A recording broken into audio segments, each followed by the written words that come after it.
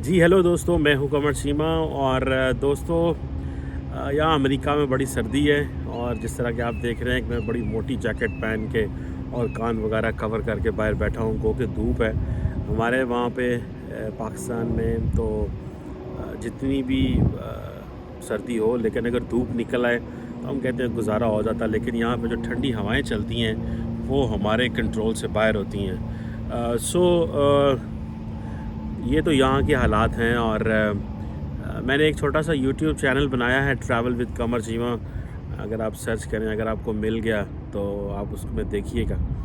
मैंने एक दो वीडियोस यहाँ की डाली हैं अभी, क्योंकि मैं न्यू कमर हूँ, मुझे चीज़ों का पता नहीं। मैं कुछ देर के लिए यहाँ पे हूँ, ज़्यादा टाइम के लिए नहीं हूँ। तो लेकिन फिर भी मैं एक एक्सपीरियंस तजर्बा करना चाह रहा था इस तरह का।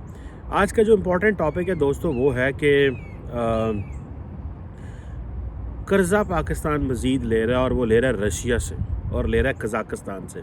हमें चीन से तो कर्ज़ा लेने की आदत है, हमें सऊदी अरब से कर्ज़ा लेने की आदत है, हमें दुनिया के तमाम ममालिक से, नॉर्मली अमेरिका से तो वो तो घर वाली बात है ना।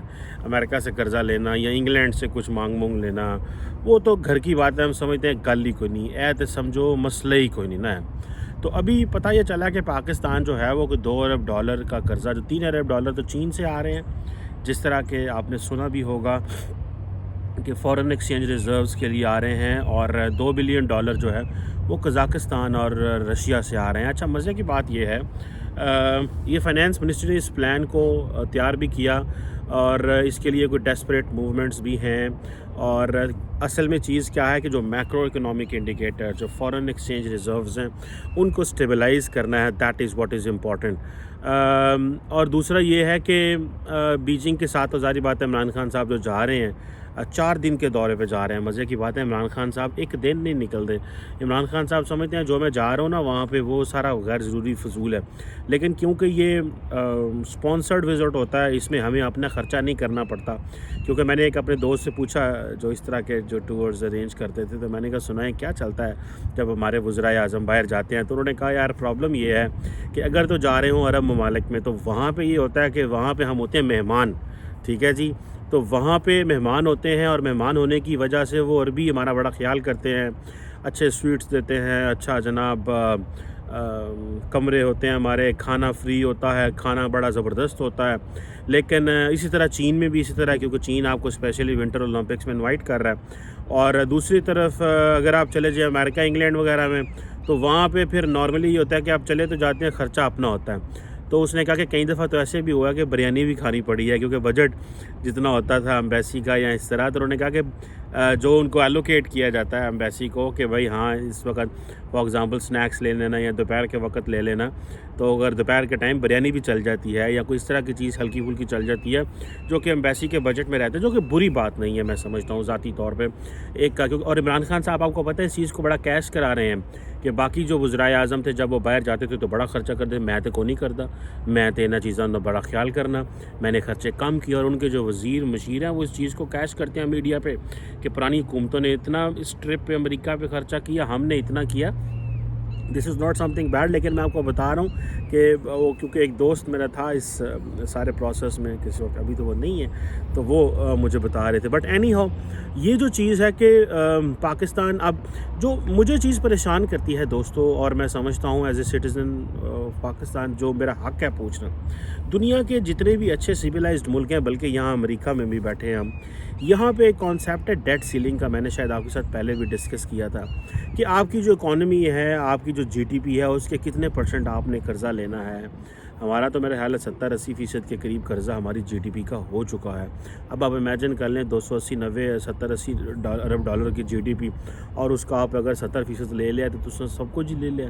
ठीक है जी, लेकिन यहाँ पे होता है डेट सीलिंग, यानी कि अगर आपने कर्ज़ा लेना है तो you have to go to the Congress and you have to convince the Congress कि आपको कर्ज़ा क्यों चाहिए।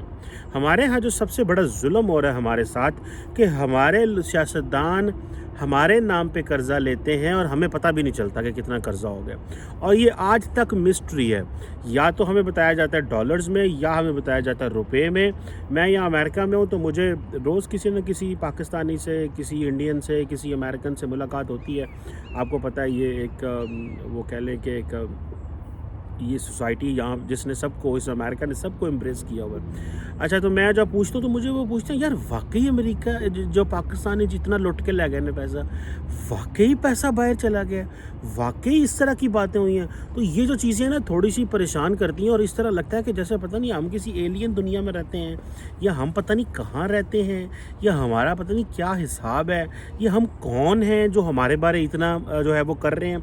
हालांकि वो जो उनकी रिजर्वेशन होती हैं जो मीडिया में सुना जाता है, जैसे इमरान खान साहब बताया करते थे, अब पता ये चला है कि ML1 जो रेलवे प्रोजेक्ट था उसके लिए हमने पैसे ले रहे हैं, और जो $2 अरब ले रहे हैं वो उसके लिए ले रहे हैं, और $3 अरब जो है वो फॉरेन एक्सचेंज फॉरेक्स रिजर्व्स के लिए ले रहे हैं। लेकिन क्या पार्लियामेंट को बताया जाएगा? मैंने जैसे बताया कि डेट सीलिंग एक कॉन्सेप्ट होता है कि आपने कितना कर्जा लेना है, आपकी क्या लिमिट है। अभी फॉर एग्जांपल रिसेंटली जो बात पता चली कि जी कर्जा हम ले रहे हैं, पार्लियामेंट को बताएंगे नहीं, कैबिनेट खुद ही जाके साइन कर लेगी और कर्जा जाके ले लेगी।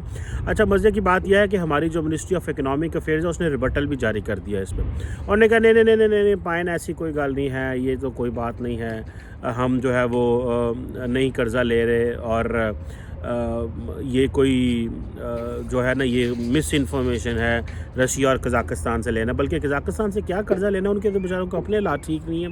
मैं क्या पता नहीं एक केंज इन्होंने हाथ मारा है जो ये चीज़ $1 अरब कज़ाकिस्तान से भी ले रहा है। उधर तो अपनी गैस की कीमतें बढ़ने से प्रोटेस्ट हो रहे हैं अलमाती वगैरह में। अगर आपने याद होगा, जो आप रिसेंटली थोड़ा सा रीजनल पॉलिटिक्स को भी फॉलो कर रहे हैं। अब हमारी सारी बात है फाइनेंस रिक्वायरमेंट्स हैं। अच्छा, आपको पता है दोस्तों एक चीज़ का कि डेट सीलिंग तो हमारे यहाँ आ नहीं सकती, और इस तरह के कॉन्सेप्ट जहाँ पे भी पार्लियामेंटेरियंस की अकाउंटेबिलिटी आ जाएगी कि वो गवर्नेंस किस तरह चलाएंगे, याद रखिएगा चीज़ें मुश्किल होती जाएंगी। क्योंकि अकाउंटेबिलिटी वो एक दूसरे की अकाउंटेबिलिटी करना चाहते हैं, और ऐसी अकाउंटेबिलिटी करना चाहते हैं जिससे किसी की अकाउंटेबिलिटी हो ना। मकसद अकाउंटेबिलिटी करना नहीं है, मकसद कौम का टाइम ज़ाया करना होता है। सो अकाउंटेबिलिटी करो, टाइम ज़ाया करो, एंड दैट्स इट। अच्छा, अब नेशनल सिक्योरिटी जो पॉलिसी रिसेंटली मोहित यूसुफ साहब ने की, उसमें उन्होंने कहा यार ये जो कर्जे लेना है ना, IMF से ये लेना बंद करो, या अदर मल्टीलैटरल जो क्रेडिटर्स हैं उनसे कर्जे लेना बंद करो। और लेकिन हमारे पास प्रॉब्लम ये है कि जो जितने भी ब्रिटन वुड इंस्टीट्यूशंस हैं, जिनको BWIs कहा जाता है, इनके बगैर हमारा चारा कोई नहीं है। हम, और आपको पता है ये जो एक पॉलिसी होती है हमारी कि यार देखो हमें चाइना के करीब जाना चाहिए, या वेस्ट के करीब जाना चाहिए, या हमें किसके करीब जाना चाहिए, हमें क्या करना चाहिए। तो एक हमारे मुल्क के अंदर ये तकसीम है कि शायद हमारे कुछ अदारे कहते हैं कि हमें वेस्ट के करीब रहना चाहिए, हम मगरब के साथ हैं, जबकि इमरान खान साहब कहते हैं नहीं, क्योंकि मैंने मगरब तो फ़ोन नहीं होता, तो लिहाजा असी सिर्फ चीन के नाल, चीन सानू फ़ोन तो करता है, 4-4 दिन होटलाइन ठहरांदा भी है, सारा कुछ करता है, $2 अरब भी दे देता है। तो ये नेशनल सिक्योरिटी पॉलिसी ने ये बात कही हुई है। सो ये अगर कोई ये समझता है कि वो सबको मामू बना लेंगे, एक मुल्क जो है वो उसको चुप करके आप अंदर खाते कर्ज़े ले लेंगे, किसी को पता नहीं चलेगा, और जितना मर्ज़ी कर्ज़ा ले लेंगे, हमें किसी को क्या पता चलना है, और हम तो जी फॉरेन एक्सचेंज रिज़र्व के लिए ले रहे हैं, हम तो सिर्फ मैक्रो इकनॉमिक जो स्टेबिलिटी है वो करना चाहते हैं। और ये जो कर्ज़ा है जिसकी मैं एक बात बताऊं कि आपकी जो हमारी अपोजिशन जमातें हैं ना, वो भी हुकूमत को नहीं छेड़ती, वो भी कहती हैं चुप करके इनको कर्ज़ा लेने दो, और क्योंकि वो खुद बड़े कर्ज़े लेते हैं। सो ये सारा ये जो मिक्स है ये बड़ा ख़तरनाक है पाकिस्तान के अंदर, कि अपोजिशन और हुकूमत एक दूसरे को कर्ज़े लेने पे नहीं करते, लेकिन कर्ज़ों के ऊपर पॉलिटिक्स ज़रूर करते हैं। और इस चीज़ में पॉलिटिक्स करते हैं कि जो पैसा है वो बाहर चला गया, और चोर हैं और डाकू हैं और खा गए, ले गए, दे गए, फाड़ लो हो गई। This is what they try to claim and this is what they try to say. लेकिन इन रियलिटी ये जो डेट सीलिंग वाली बात मैं कर रहा हूँ, अगर इस पे काम हो जाए तो हमें पता चलता रहे पाए ने कर्जा कितों आ रहा है, कितना आ रहा है। अच्छा, मज़े की बात सुने आप, जो रिसेंटली पता चला था कि जो हमारा कोविड फंड आया था उसमें से कोई 140 अरब रुपये का जो घपला हुआ था, उसका पता चला था? हमें नहीं पता चला था। वो IMF ने कहा था वो रिपोर्ट रिलीज़ करो। तो फिर हमें तो IMF के हाथ पाँव चूमने चाहिए ना, कि जनाब जिन्होंने हमें बताया कि हमारे लीडरान जो जिन्होंने चोरी की है उनका पता करें। ये IMF हमें बता रही है, वो कह रही थी रिपोर्ट को पब्लिक करो, तो पता चला तो वो किसी ने कोई बात की है? क्योंकि इमरान खान साहब इतना चोर बाकियों को कहते हैं कि वो अपनी जो चोरी उनकी हुकूमत में होती है, लोगों को वो भूल ही जाती है कि वो भी कहना कि वो चोरी है। ये IMF के कहने पे हमने डॉक्यूमेंट्स रिलीज़ किए थे, ये हमारी हुकूमत या हमारी अवाम या हमारे मीडिया के प्रेशर पे नहीं ये बातें हुई। सो हमें जो असल चीज़ जो तकलीफ दे है वो ये है कि सब कुछ सीक्रेसी में हो रहा है, सब कुछ डार्कनेस में हो रहा है, सब कुछ जो है वो बिहाइंड द वॉल हो रहा है, बिहाइंड द स्क्रीन हो रहा है। सामने तो कुछ आ ही नहीं रहा, पता ही नहीं चल रहा कि ये क्या है। आप $2 अरब लें, $5 अरब लें, दुनिया कर्जे लेती है, ममालिक कर्जे लेते हैं, लेकिन एटलीस्ट यार हमें बताएं तो सही ना कि हमारे साथ तुझे साढ़े ना केंज जुल्म करन रहे हो, साढ़े ना की बीतन रही है, अवाम के साथ क्या बीत रही है, लोगों को पता तो चले एटलीस्ट। ये तो नहीं है कि आप जाएँ कर्जा ले रहे हैं और कहें जी ये इधर लग गया उधर लग गया। लोग कहते थे पिछली हुकूमतों में कर्जे लेते थे तो अभी वो लगते थे। इस हुकूमत में कर्जे भी लिए जा रहे हैं लेकिन कहीं नज़र भी नहीं आ रहे, क्योंकि वो इमरान खान साहब कहते हैं मैं क्या करा, मैं तो सिर्फ इंटरेस्ट दे रहा हूँ जो कर्जे ले रहा हूँ। सो ये जो हमारे साथ एक बहुत बड़ी जिसे कहते हैं ना, उधर भारत है, वो डिफेंस बजट आपका देखें वो हमारे टोटल बजट के बराबर उन्होंने बना लिया हुआ है, ठीक है जी। उसके बाद उन्होंने इंक्रीज़ कर लिया है, फिर वो लोकल प्रोक्योरमेंट में पैसा लगा रहे हैं, रिसर्च एंड डेवलपमेंट में पैसा लगा रहे हैं। मेरे तो कान पक गए यार इस तरह के अल्फाज सुनने में। मैं चाहता हूँ ये जो हम जैसे कहते हैं ना, मैं अगले दिन भी किसी के साथ बैठा हुआ था यहीं 3-4 दिन पहले, तो उन्होंने कहा यार there is some serious problem with the country. ये इस तरह के मसाइल हो नहीं सकते, कोई स्ट्रक्चरल प्रॉब्लम है कंट्री के साथ, इस तरह नहीं होते जिस तरह चीज़ें हमारे यहाँ चल रही हैं। लेकिन हम उसको जो है वो एड्रेस नहीं करना चाहते। हम उसको समझते हैं कि अगर एड्रेस कर लिया तो फिर इसी तरह जो है वो हमारा मसला हल हो जाएगा।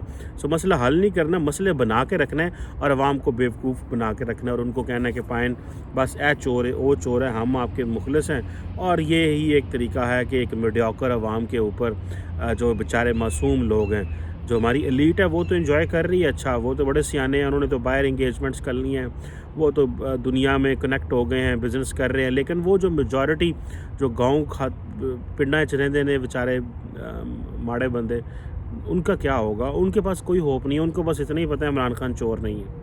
वो बस ऐसे गल ही बड़े खुश थे, इमरान खान चोर थे नहीं ना, इंज तो ना करो।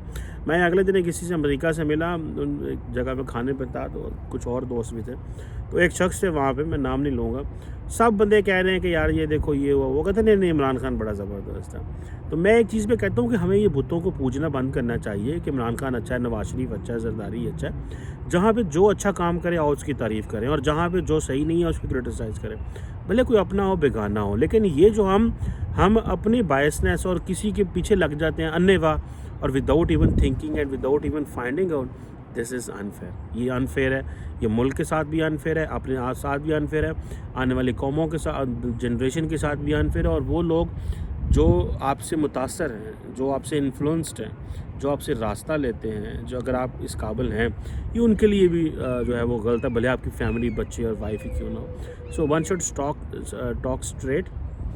और ये जो गुलाफ है हमने चढ़ाया हुआ ऊपर के, हम बहुत ज़बरदस्त जा रहे हैं, इसको गुलाफ का उतारें और एटलीस्ट पार्लियामेंटेरियंस और इनको क्वेश्चन करें और इनको ज़मीर को झंझोड़ें कि जो कर्ज़ा ले रहे हैं उसको पार्लियामेंट में डिस्कस करें। चुप चपीते राती कर्ज़ा ला के सवेरे ला के तो सानू ना दसो कि ये हुआ। This is very unfair. Thank you very much.